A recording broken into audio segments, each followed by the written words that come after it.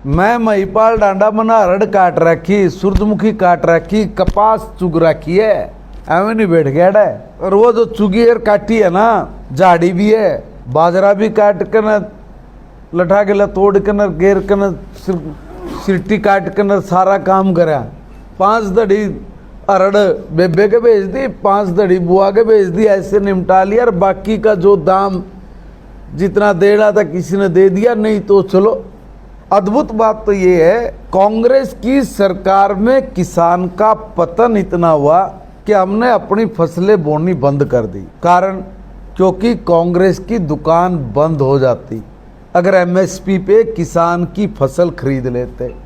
वो भी लिया किसान के नाते, मगर मंडी नहीं मिली हम लोगों को।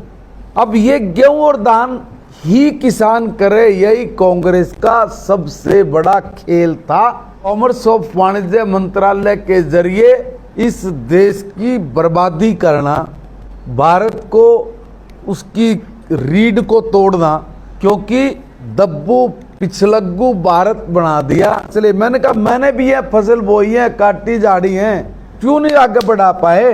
क्यों नहीं आपने जो एमएसपी था उस एमएसपी पे उसको खरीद पाए?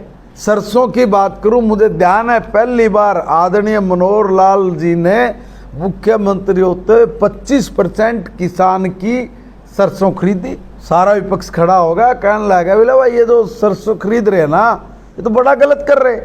गलत नहीं था, तगड़ा स्टेप था, क्योंकि किसान की फसल पिटे ना 1800 रुपये में, 2000 रुपये में, इसलिए रेट फिक्स कर दिया। 3500 रुपये जो ये किसान का रेट है ना, इसमें 25% खरीद लो, और बाकी जो खरीदार है वो आएगा, वो कितना कम खरीदेगा, ज़्यादा से ज़्यादा दाम उसको दो, 1800 पे, 2000, 2200 पे ना पिटे। और आप ध्यान करना, 3000 रुपये से लेकर 3500 रुपये के बीच में रेट रहा। अगर जय किसान की फसल 25% पर ना खरीदते ना, वो 2000, 2200 में पीटता हमारे किसान को।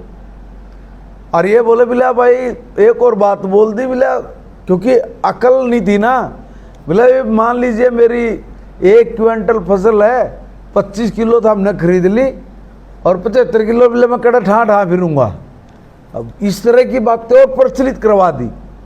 तो पहले जहाँ बिकती थी वो अभी भी होंगे स्थान, और जहाँ पहले बिकते थे और अगर आज भी वो स्थान नहीं है, तो इसका मतलब क्या कि तुमने इस देश के किसान को घुस दिया ही नहीं, व्यवस्था ही नहीं खड़ी की।